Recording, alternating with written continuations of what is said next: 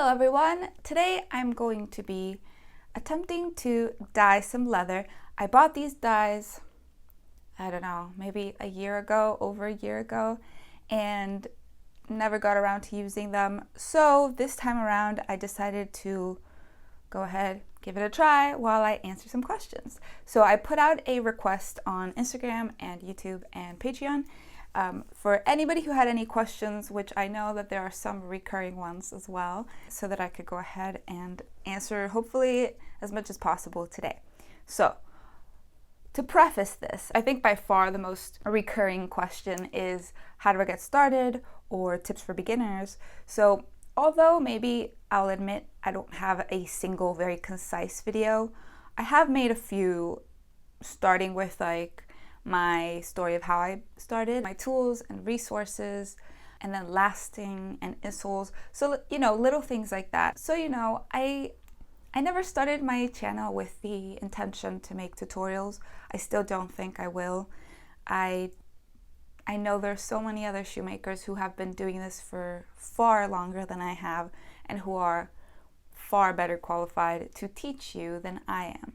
So my channel and my videos are pretty much just like a shoemaking diary where I've been documenting my progress and how I'm learning. I have been doing this for a while now, but still, I feel like even, 5 years in, I'm still learning obviously a lot. There's shoemakers who have been doing this for 50 years. So I bought this crust leather, I'll leave the link below, over a year ago. I've been using it for like toe puffs and stuff like that. But the original intention was to dye it. I really love the idea of a custom burgundy color, obviously, as well as patina. So if you've seen patina are the shoes that have, patina is a term that basically means like weathering or like like the worn look. That makes it sound hideous, but how do I explain this? Basically, when you have a true leather product with where it starts to get some like shading in specific areas, some people really love it, some people really hate it, but for shoemaking in particular, there's this thing called patina on a shoe where you don't necessarily have to wait for it to get older. You have it done when it's brand new. So it's basically some shading. It gives the leather some dimensionality, and the shoe in general, obviously. So if you've seen examples, like the toe gets kind of darkened, and if you have seams and stuff, that gets darkened too. In this case, I kind of just want to play around with it, see what a color would look like on this, see if I can attempt to do some shading. I can't promise I'm going to be at all successful at this, but I'm going to try, and I'm not going to be like putting the camera up close because I don't know if I'm going to be successful, frankly. So if I am, I will make a more detailed video of how I went about the whole dyeing process. So, on to the questions. Okay, one of probably the most asked question, aside from the how to get started, is where do you get your lasts? That is by far the question that I get asked the most. I also struggled with this when I first got started because shoemakers don't necessarily talk about this, or they're very expensive, or you have to get them from a factory, so then you have to buy a full range, like from size 5 through size 10 or whatever. So it is hard. So that's a long way around to tell you that there are many different routes to getting lasts. Now, it'll obviously become much more complicated if you're looking for a specific shape of last. So if you're just looking for something that fits to get started, then shops like Cordwainer Tools tends to have some lasts. Lisa Sorrell has lasts. I do sell my lasts. I do. Some people have bought them already. I opened it for pre-order a few months ago and then closed it once I placed the order because shipping is quite expensive. I haven't been able to figure out an alternative for shipping. So because it's so expensive, I'm trying to figure out, I can't just be ordering them all the time. So I'm not sure. So essentially that's sort of pending, but so that you know, I do sell my last. I have a shop, which I'll also link in the bio. in with link in bio in the description. This is not Instagram, Vicky. I have a shop, so I'll link it down below so that you can go ahead and take a look if you're interested. And maybe, I'm trying to figure out what's going to be the best way to go about this, because a lot of people do ask me about my lasts. I only sell the shapes that I've designed, which you will see on there. Also, maybe I'll just put them here. So, I'm currently coating the shoe or the leather in alcohol.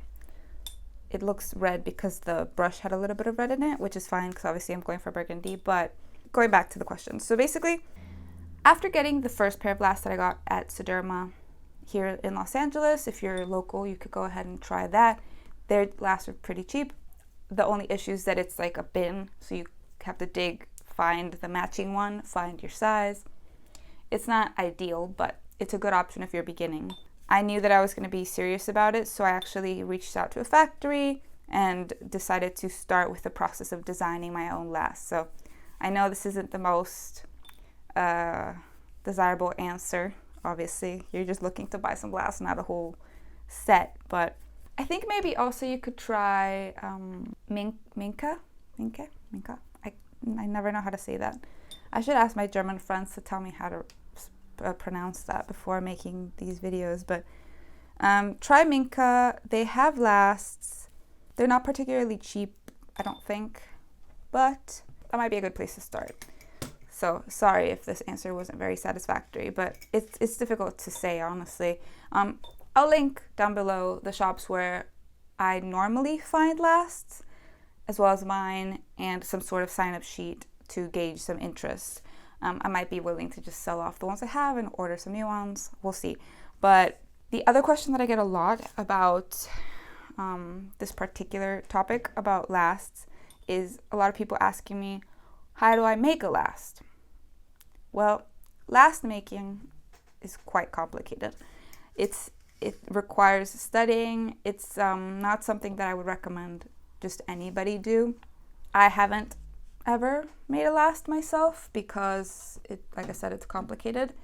I do want to, and I plan on, when all this passes and I'm able to travel, I do want to try going to maybe Last Maker House in England or something like that, in which I can, successfully learn to make a pair of lasts. Not because I plan on making lasts for people or for clients or anything like that, but I do have a very specific idea of what I want my last to look like, and last makers, like from factories, just don't get it. They just don't get it. They don't do it the way I want it. It's really hard to express what I need and what I'm looking for, so I really want to try to make it myself, but I think you need guidance to be able to do it. There is a series actually on YouTube, like if you're super crafty and you want to try to mimic it, the series on YouTube by Bill Bird. I'll link that below as well. He's great. His videos of Bill Bird I found on the web. Have a look. Siri. The videos by Bill Bird I found to be very useful as well.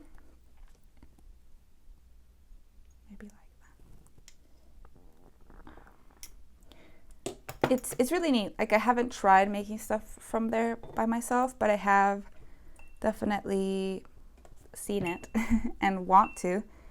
But I don't have like big machines to cut wood and stuff, so I just haven't. And I want to learn properly just so I can make the models to then send to a factory to be replicated. Right now I just send the designs as specific as I can, but it's never quite what I need and what I want. So I don't recommend you make your own lasts. Yeah, that's a whole other thing. So it's not something that you could just be like, I'm just gonna like make a last. It requires studying because like all the different proportions that need to be taken into consideration. There are a lot of different technical aspects to lasts. So that being said, there is a way to grab your last, and this was another question that I also got asked in terms of how do you select the appropriate last and how to make sure it fits. Ideally, the last suppliers will have measurements. If they don't, like, I don't think I do. So you could just email me and I'll send you the measurements. So if there's no measurements on the website or whatever, you can always grab the last that will be as close to your regular size as possible. So I'm a size 7, this is a size 7 last. If I was to just get this one and then measure it and be like, maybe the ball girth is too small or too big. So it's easier if the last is too small, in my opinion. It's easier to add to it than to remove from it. Adding to it, you can add pieces of like soling leather to it, really nicely shaped, and stick it on there to add. It's called fitting up a last, basically. And you add to it to give it the number measurement that you need. So that's one way to make it work for you. And otherwise, if it was too big, you could always rasp it, grab a rasp and sand it down until you get the measurements that you need. But that is more complicated because I find that when you're trying to rasp down, then you're losing the shape of the last. And so you have to have some sort of understanding of what the last shape needs to look like in order for you to be able to replicate it or end up with a final product that works. And remember that it's 2 shoes. So if you get one last that looks great and you love it and you're like, okay, whoo, finally sanded down everything that I needed, the shape is gorgeous, okay, now do the exact same thing to the other one, which is where things can get a little bit complicated. So that's just something to consider. All right, now I'm just going to, I grabbed the die, which is this Orion calf die. I don't know if this is ever going to show you. I grabbed the die and I created previously a burgundy that I put in here. And I just diluted it with some alcohol in here. So let's try to see what this is looking like.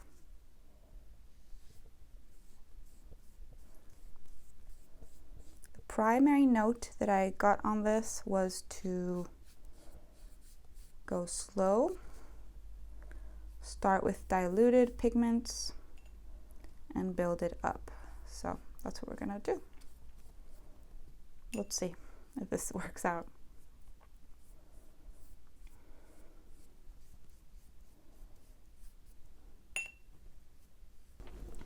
This might not be great for sound, but guys, I don't want to pass out from the fumes, so I apologize if the sound gets crazy now that I opened the window. But it was starting to get really strong. I am using 91% alcohol because that's what I had. You can use whatever alcohol you want. When you're gonna make a shoe, you require a last to make a shoe, at least a leather shoe, because the last is what's going to help the leather shape into a shoe. You can't make a shoe without a last because then it won't take a shape. It'll just be, you know, a piece of leather with a sole. I'm sure there's ways to make like some type of shoe without a last. I'm sure it has to exist. But shoes that you want with a shape require a last. Like, that's just the way it goes. A lot of people don't realize that for a shoemaker, you need to have a different last for every different toe shape, a different last for every different heel height, for every different size. So if you're a shoemaker, you want to have a collection. You want to offer it to every single person, so you need to have every single size. And you want to have, offer every heel height and every toe shape. You're going to have a lot of lasts. And in terms of durability, lasts, they last a really long time. So you don't need to replace them very often at all. They do eventually wear out, especially wooden lasts, because when you're nailing the material down here, it gets to a point where there's so many holes that it just doesn't really work anymore. And at that point, you would need to replace it. But that you need to make a lot of shoes for that to be an issue. And then a similar answer for where do I get my heels, a little bit easier though. I get my heels custom made locally. And then previously to that, I was getting them from Germany, a place called Minke, which has really good prices, and it's a really good place to start, I think. If you are starting out, you want to get some heels because they're wooden heels, so if you need modification, easy to modify, and they're pretty universal, I think. I did find mine were a bit, the heels from Minke were a little bit small here, but there are ways to make it work. Oh, and I do sell my last and heels as well on my shop. Okay, so now that I have to wait for this to dry a little bit, this is what it's looking like.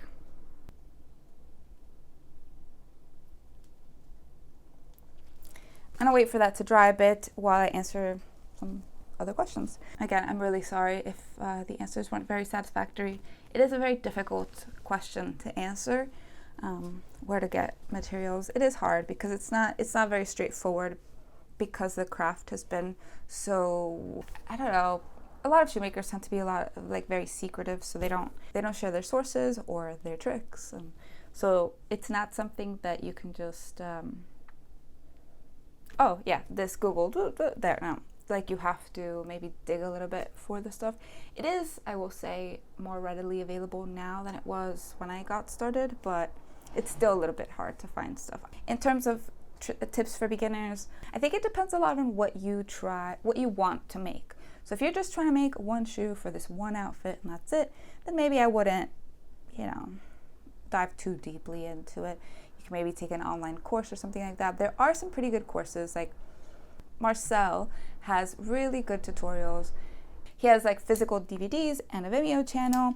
I've learned a lot through Marcel because he so graciously has put all this information on the internet. So it's helped a lot. I do recommend you check that out. As a beginner, just in general, whether you're trying to make one shoe or maybe get into it further and become a shoemaker, I think that's a really good place to start. Maybe get one of his videos, try to follow along to that, and then progress from there. One of my biggest inspirations to become a shoemaker was Ferragamo. So I was at a point in my life after having designed shoes for a long time where I really wanted to make my ideas come true and put them in my hand and on my feet, and the factory route had turned out to be more complicated than I hoped, and obviously very expensive. So I ended up not going the factory route and instead decided very plainly to try to make one shoe, just like not with the intention of becoming a shoemaker, but just to try to make a shoe to see if I could at least create the shoes from my book and go from there.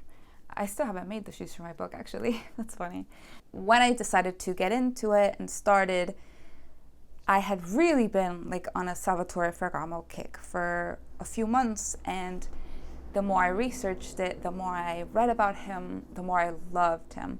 His work to me has been fascinating for a really long time. So I got his autobiography, which I'm still hoping to find in its original Italian, but I haven't yet. I have it in English, but I really recommend it if you're into shoemaking or want to become a shoemaker. I do recommend his autobiography. It's dreamy, honestly. So he talks about basically his whole life. He doesn't talk about how to become a shoemaker. He doesn't talk about shoemaking, but he does talk about his life. And to me, I felt some sort of connection with somebody who had become so prominent and legendary in the footwear world, but who had his beginnings as a shoemaker. Because most designers of today are not shoemakers, they are designers. And likely, if you ask them like a truly technical question, they don't know how to reply. Not everybody, obviously I can't generalize, I'm sure a lot of them do know, but if you ask them to make a pair of shoes, they don't know how. So that was something that, like a discrepancy that always kind of bothered me, because I felt like, how can you call yourself a shoe person if you don't know anything about the actual construction of shoes? So my original concept to become a shoemaker was simply so that when I started working with factories, I would know what I was talking about. But things have changed. Ferragamo, however, was a huge inspiration to me also because I've been obsessed with vintage fashion, specifically with like 20s and 10s and teens fashion and footwear for a really long time. And his shining moments were during that period of time. I mean, the man lived from 1898 through 1960, which is like exactly the period of fashion that I like. Maybe not 60, but pretty much that era. So I don't know, I just felt a connection in the stuff that he was making with me, and the fact that he's a shoemaker. And then from there stemmed the whole like Pietro Yantorni. I really started just researching actual shoemakers, not just shoe designers, who became prominent in their day. I don't have a single dream pair of shoes. I dream about shoes all day, every day. I'm never not thinking about shoes. It's something that is like through and through a passion. Even if I wasn't making them, I would still just be looking at them all day or researching them all day, which is sort of why I got into it. Because it's really something that I don't know how to explain it. It's the shapes, it's the curves, it's the construction, it's, especially when you're looking at like antique shoes and you see the like tiny little details, like there's so much to it and so much history. And oh man, I don't have a single pair of dream shoes. I think I'll make a shoe and then I'll dream up another shoe, and that's my dream shoe until I make it, and then so on. Currently, I have 2 dream shoes that I have in the works. And then this, which is a huge project that I'm really excited to be starting. Not the burgundy situation, but these lasts and the reason I got these lasts, which are also a dream. This is a whole other dream in itself. But this is like a deeper research study into a particular person and their particular body of work, and yeah. Okay, leather talk. So in terms of leather, I get this question a lot as well. What leather do I buy? So in my Edwardian boudoir video for COVID, I did touch on the leathers that I used for that shoe. So one of the questions that I got was about why the leather that I'm using for the soles looks softer than the one that they learned on. The reason really, because the sole leather that I use is actually very, very hard and very strong. The reason it looks soft is because it's wet. So I work with wet leather most of the time, or cased leather. Cased leather meaning that it's been wet and then allowed to dry, but leaving it malleable. So that's how I prefer to work. It is infinitely easier to work with wet leather than dry leather, especially thick insole and soling leather. Seriously, the one time I cut my finger was this finger, because I was trying to cut something very hard with a very bad knife, and my finger was here, and I went like this. Anyway, sorry. That's why. So wet it. It'll make your life easier. Obviously allow it to dry before continuing, but that's why it looks softer. It is still very hard. It is still sole bends. Bends are the like butt, I believe, the butt of the animal. So it's very thick, very compressed leather. So sole bends are vegetable tanned for the soles, obviously.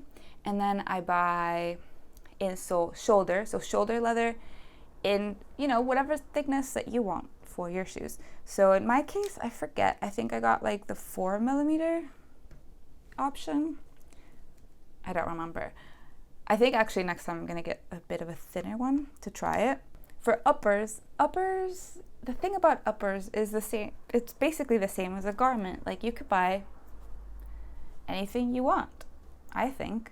As long as it's a strong leather that won't tear, like lamb is very soft and sheep is very soft.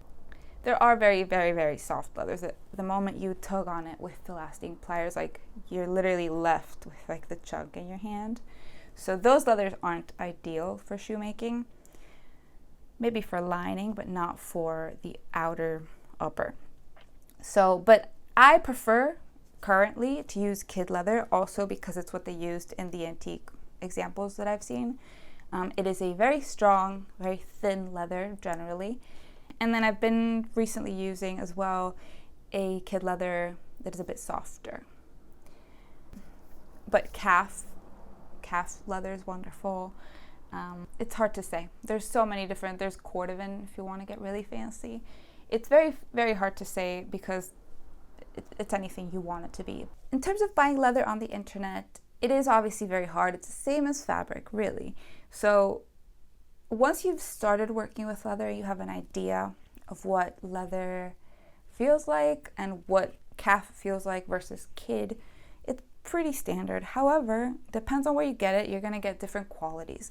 So I do highly recommend you order swatches whenever possible. A lot of leather suppliers do offer swatches. Even if you have to pay a small fee, I think it's a better way to go. So you pay the small fee, you get your swatches, and then you can select from there. As a general rule, for me, I don't work with particularly thick leathers just because it's a nightmare to work with. Seriously, trust me. Get thin, strong leathers. It's so much better. I prefer to use goat lining as well. Just kid outer, kid liner. That's good for me. There is, some people use like baby calf, like vegetable tan baby calf for the liner. It's really up to you. And like with everything, I think the biggest life tip for any endeavor you might be attempting or thinking about, just try it. I think that's the way to determine if you like it, if it works. Just try it. Just get some leather. Maybe don't invest like a huge amount of money, whatever that means to you, and just try it. In terms of the money, I do get that question a lot as well. How much does it cost to begin shoemaking? It's hard to say because I never bought everything all at once, so I don't know what the one magic number is. I bought everything slowly. I have a tools video.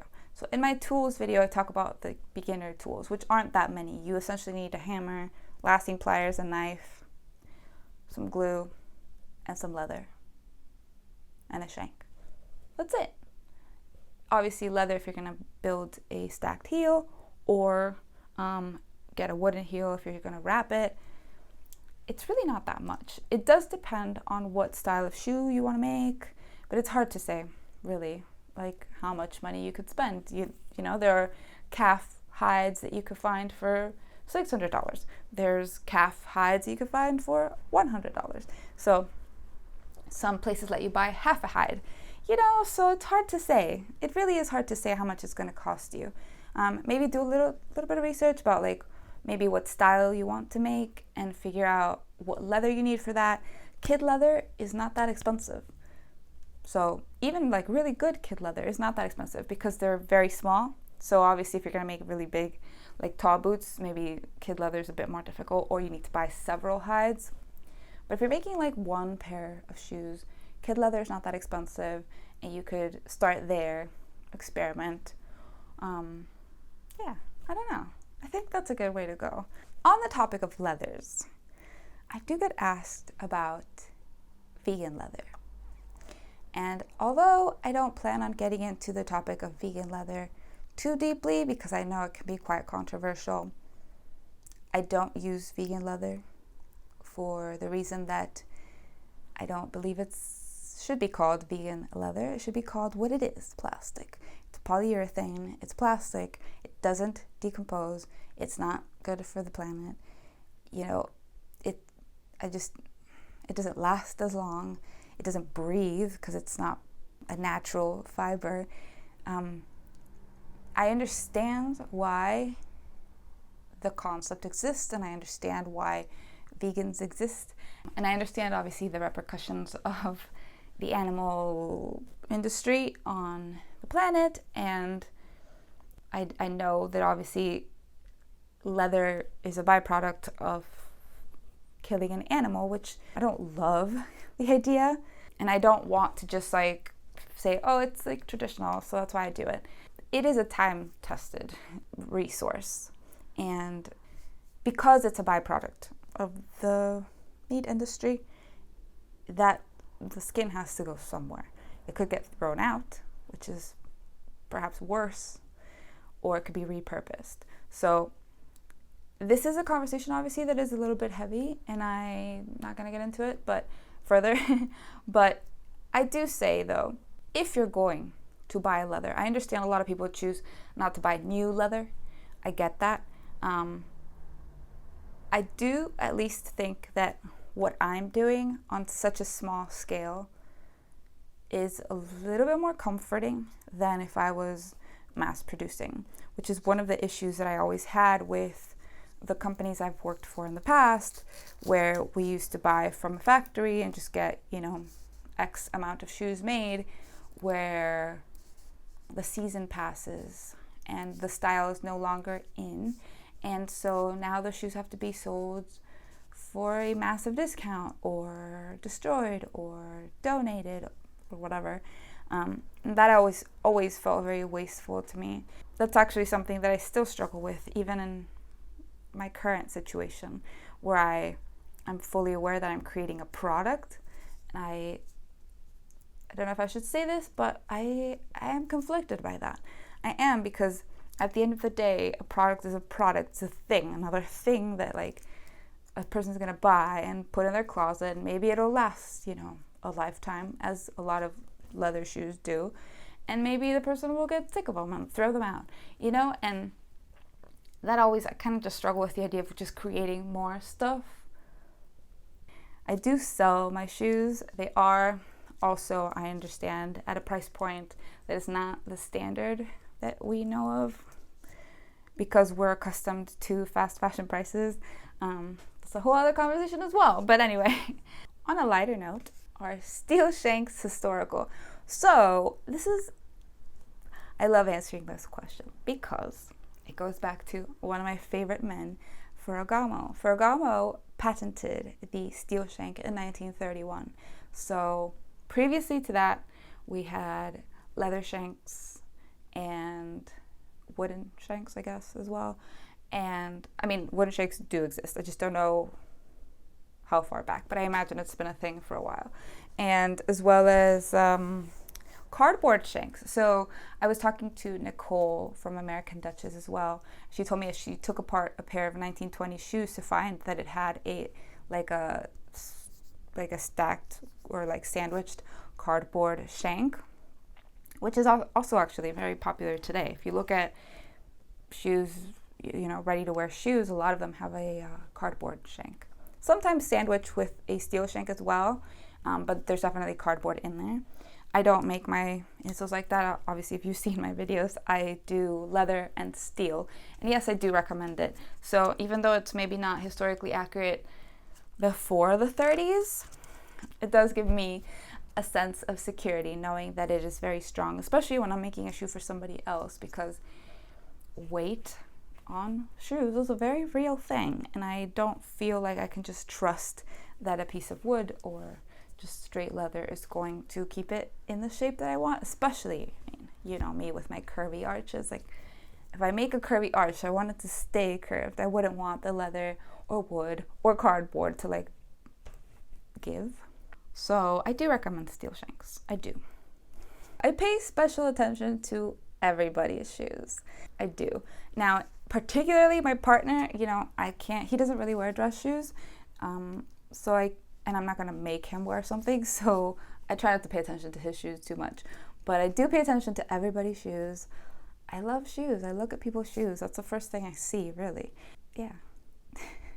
And do I have a preference in men's shoes? I actually love men's shoes.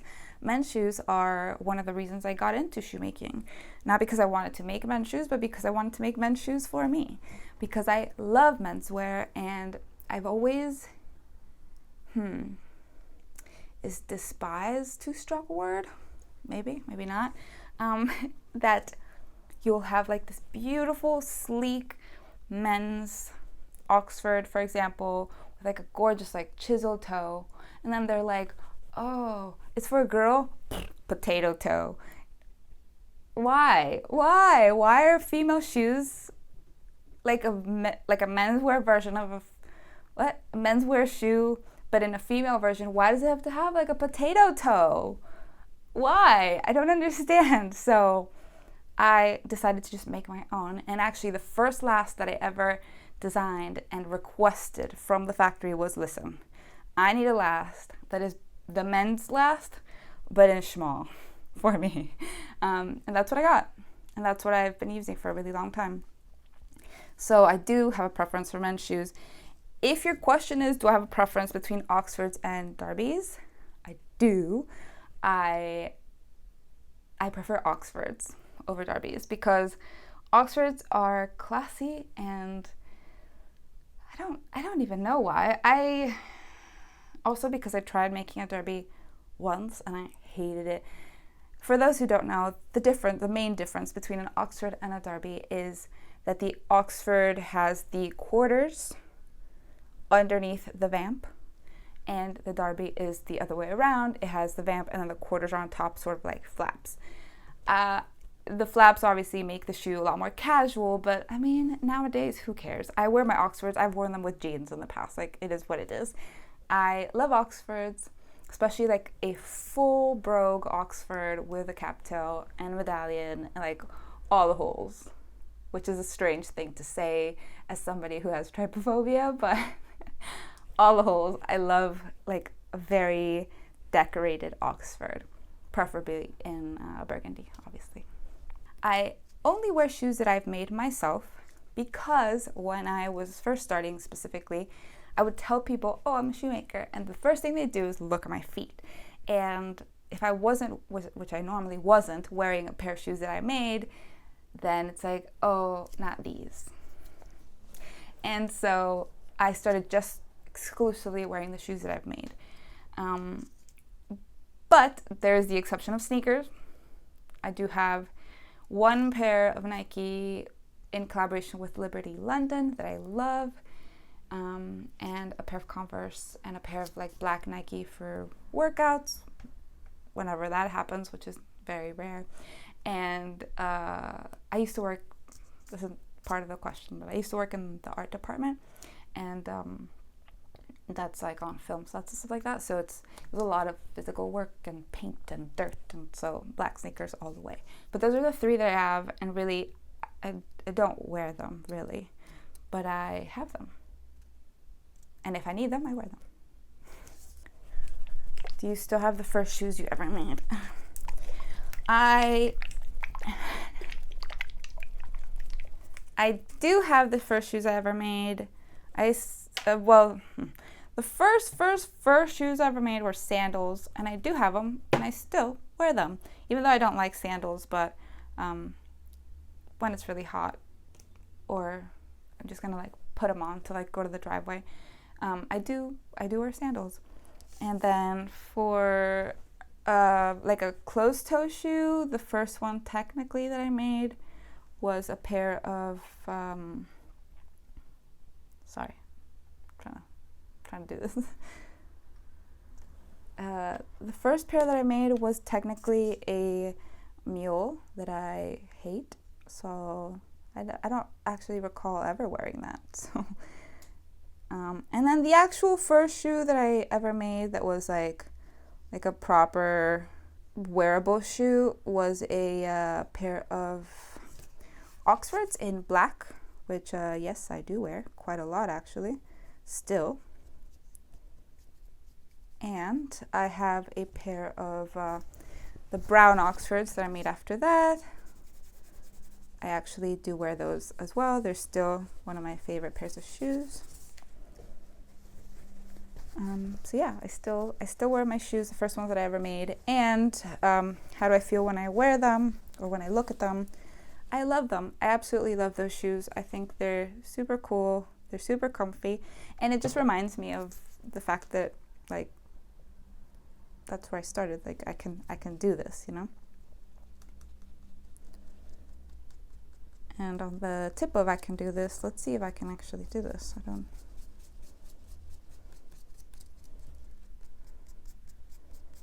Now I'm doing it with black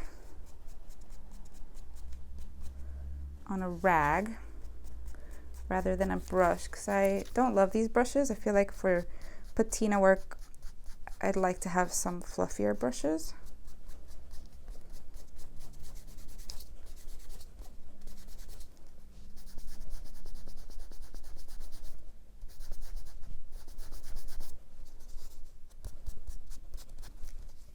This is so fun. I really love this. It's just the first time I do it, but I'm really enjoying just painting on the ink.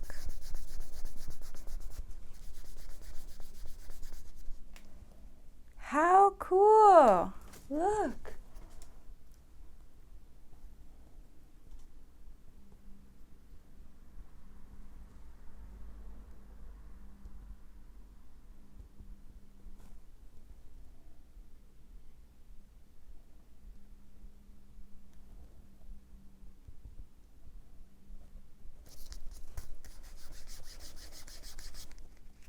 You know, side note, one of my favorite things to do when I worked both with a shoemaker and like at a shoe repair shop, also a shoemaker, and I've worked at a brand where they dealt a lot with painting shoes.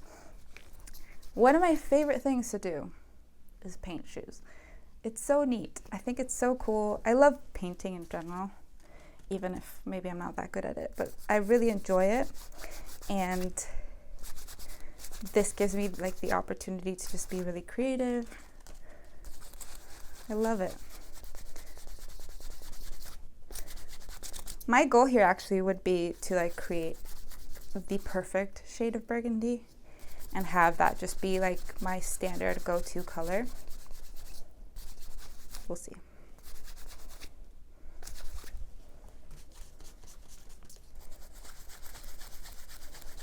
I believe it's safe to wear antique shoes if you're being careful and if the shoes are in decent condition.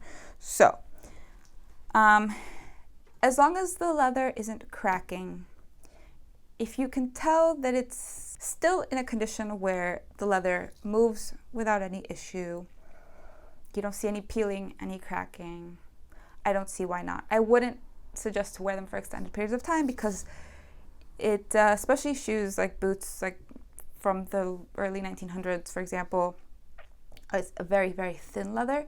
So even if it's still in seemingly good condition, wearing it out a lot might really deteriorate that leather quicker than if you just had it, you know, sitting on your shelf. So wear them if they fit, just be careful. And I do recommend, as I would with any shoe, new or old, just give them a moisturizing with something like this, or like just like a shoe cream or shoe polish or something to hydrate the leather. Remember, leather is skin, so if you hydrate it, it won't crack. So, and be very gentle, especially with antique shoes. Be gentle in just don't rub it in too hard. Be gentle about it, but definitely use something like that to help them last longer, especially if you're going to wear them. And if you go over it with a little bit of, say, if they're black boots and you go over it with a touch of black shoe cream, it'll make them look extra good. On a personal level, knowing that I made that thing is really cool. Just that sense of, yeah, it's like a sense of pride, knowing that you created something with your hands. I'm sure, you know, anybody who's creative, who's made anything, will agree with me on that. That is one of the most rewarding aspects. Just creating something beautiful. And then also, obviously, the whole part of getting to create something that I've had on my mind for a long time, or something that I've been dreaming about, or just the creativity aspect of it is really great, and getting to finally see a final product, see it on your feet, or get to wear it and show it to people, all of that is really, really cool. And then maybe in terms of the actual shoemaking process, the most rewarding step for me is the lasting process, because once you have the shoe lasted, like in this case, the shoe is lasted and cemented, then it's a shoe, essentially. Like, it doesn't have a heel on it yet, it doesn't have a shank, it does have a shank. It doesn't have a heel on it, it doesn't have a sole, but you can see a shoe. Like, it's no longer just a flat piece of leather, it's no longer just a sketch, it's a shoe. So this is, I think, the most rewarding part of the process, by far. Okay, so I'm really happy with this. It's a little bit streaky, so I need to work on it a little bit more. Look at what I've got so far.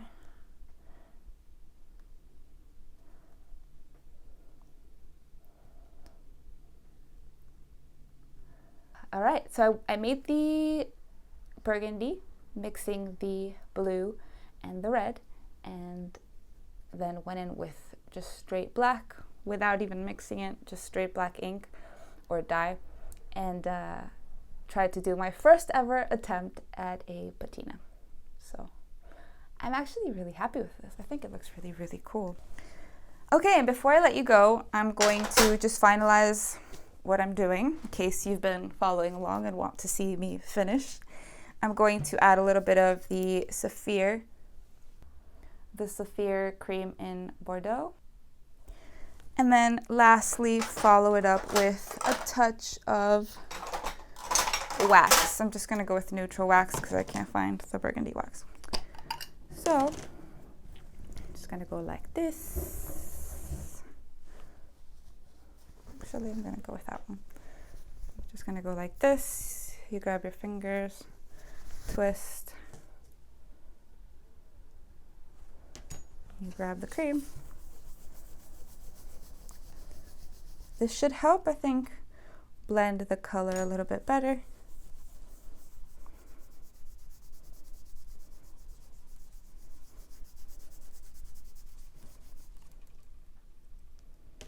Please let me know if maybe I didn't quite answer your question, or if you have any other questions that I can just get to a reply to in the comments.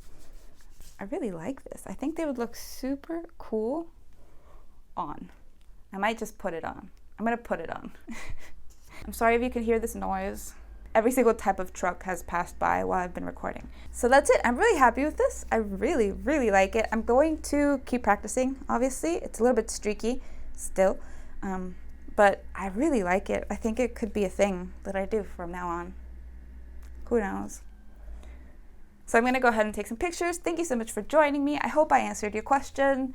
If I didn't, like I said, leave me a comment below. I'll happily get back to you. So yeah, if you haven't subscribed, please do, and I'll see you next time.